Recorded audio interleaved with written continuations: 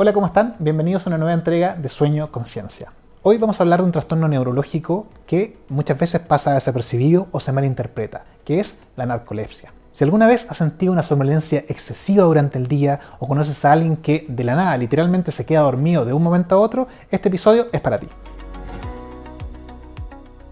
La narcolepsia es un trastorno neurológico crónico infrecuente que afecta el control del sueño y la vigilia. Las personas con narcolepsia pueden presentar durante el día somnolencia diurna excesiva, o sea, mucha dificultad para mantenerse dormidos, y en algunas ocasiones también ataques de sueño, o sea, que de un momento a otro se quedan dormidos o no pueden resistir la necesidad por dormir.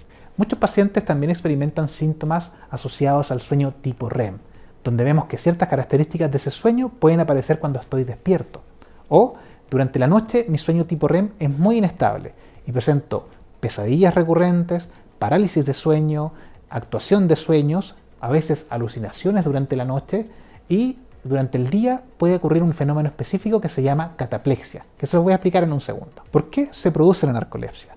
Pese a todos los avances en investigación, todavía la causa específica de la narcolepsia se desconoce. Se han propuesto algunas teorías, principalmente de que la enfermedad se produce por un fenómeno autoinmune, donde se produce una pérdida de algunas células específicas en mi hipotálamo, que son unas células que producen una proteína que funciona como neurotransmisor que se llama hipocretina u orexina.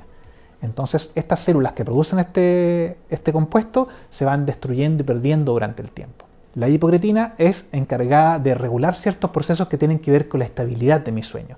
Por eso vemos los síntomas de la narcolepsia. Este compuesto promueve la capacidad para mantenernos despiertos durante el día y también nos ayuda a regular la transición entre las distintas etapas de sueño. El inicio de esta enfermedad, de este proceso autoinmune, se ha asociado en algunas ocasiones a algunas infecciones virales, como la influenza H1N1, pero todavía no tenemos una causa específica que gatille el problema. ¿Cuántas personas tienen narcolepsia? En el mundo, normalmente, el número que manejamos actualmente es 1 de cada 2.000 personas.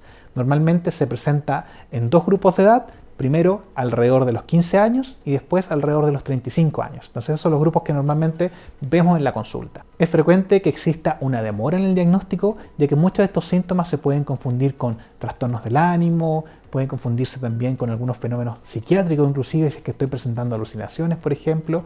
Así que es muy importante tener un alto nivel de sospecha de que los fenómenos que está presentando el paciente puedan ser asociados a un trastorno del sueño como la narcolepsia. ¿Cuáles son los síntomas de la narcolepsia?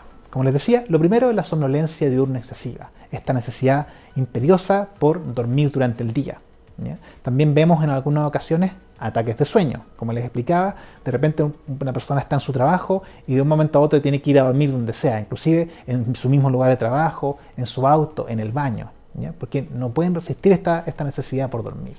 El otro fenómeno importante que les explicaba recién era la cataplexia. ¿Qué significa esto? Que cuando me veo expuesto a una emoción intensa, principalmente casi siempre positiva, como la risa, por ejemplo un ataque de risa, en mi cuerpo pasa algo que no debería pasar cuando estoy despierto, que es un fenómeno específico del sueño REM, que es la pérdida de la fuerza muscular. Entonces algo me da mucha risa y pierdo la fuerza de algunas partes de mi cuerpo.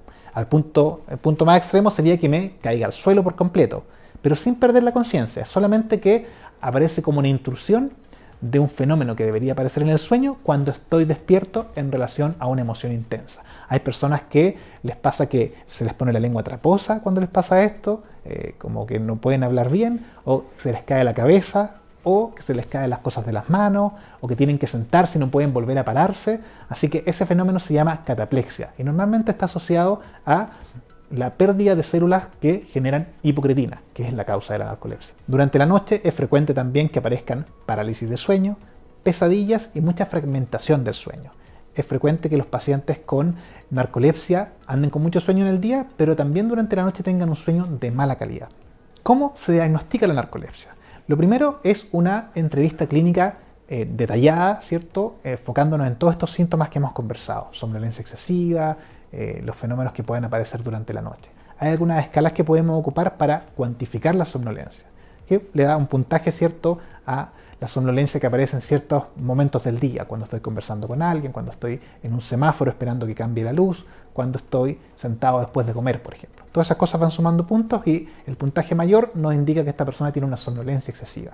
En cuanto a estudios específicos, primero Vale la pena, como en todos los pacientes con somnolencia, ver cómo están sus exámenes generales para asegurarnos que no haya otra enfermedad que explique los síntomas. Y después vienen los estudios de sueño. Primero, la polisomnografía, que nos ayuda a ver qué cosas están pasando durante la noche. El paciente se queda la noche completa en un centro del sueño, se le colocan electrodos de electroencefalograma y muchos más para ver movimiento de extremidades, flujo respiratorio, movimiento del tórax al respirar, electrocardiograma, saturación de oxígeno, y con eso podemos ver si es que está roncando, moviéndose en exceso, haciendo apneas o teniendo algún problema específico en la noche que justifique la somnolencia en el día. Muchas veces el examen, el de los pacientes con narcolepsia, suele ser normal en la noche, pero al día siguiente lo que corresponde es hacer un estudio de seguimiento que se llama test de latencias múltiples de sueño, donde el paciente se le pide que duerma varias siestas en nuestro centro del sueño durante el día para ver cuánto se demora en quedarse dormido en promedio. Lo normal es que uno se demore más de 10 minutos en promedio en quedarse dormido para una siesta, pero si me estoy quedando en promedio dormido menos de 8 minutos, normalmente hablamos de un examen alterado. Y si es que en esas siestas muy cortas aparece sueño tipo REM, que no debería aparecer antes de los 50 minutos, y aparece en 5, en 10 minutos, hablamos de que lo más probable que esté pasando es que este paciente tenga una narcolepsia. Existen otros estudios que podemos hacer en líquido cefalorraquídeo, cosas específicas de ese tipo, pero aún no están disponibles en nuestro medio. Pero, de ser necesario, algunas veces se hace y se mandan las muestras fuera de Chile para poder recibir estos resultados. ¿Cuál es el tratamiento de la narcolepsia? Primero, hay que entender que la narcolepsia es una enfermedad crónica, entonces no tiene un tratamiento que sea curativo, ¿ya? De momento no hay tratamientos curativos, pero sí el manejo de los síntomas puede mejorar muchísimo la calidad de vida. Hay dos pilares principales: manejar la somnolencia y manejar los síntomas de la noche o los fenómenos tipo REM. Para manejar la somnolencia normalmente se ocupan medicamentos estimulantes, como los que se ocupan en el déficit atencional: modafinilo, metilfenidato, lisdexanfetamina, ese tipo de medicamentos, ya que normalmente nos ayudan a mejorar la calidad de la vigilia durante el día, que el paciente esté más despierto y pueda funcionar en forma normal. Por otro lado, también podemos ocupar las siestas en forma estratégica durante el día, una siesta, 2 siestas en algunos horarios cortas de 20 minutos, y eso nos ayuda muchísimo a mejorar la calidad de la vigilia y a funcionar mejor. Así que esas dos cosas son muy importantes para mejorar el nivel de vigilia durante el día.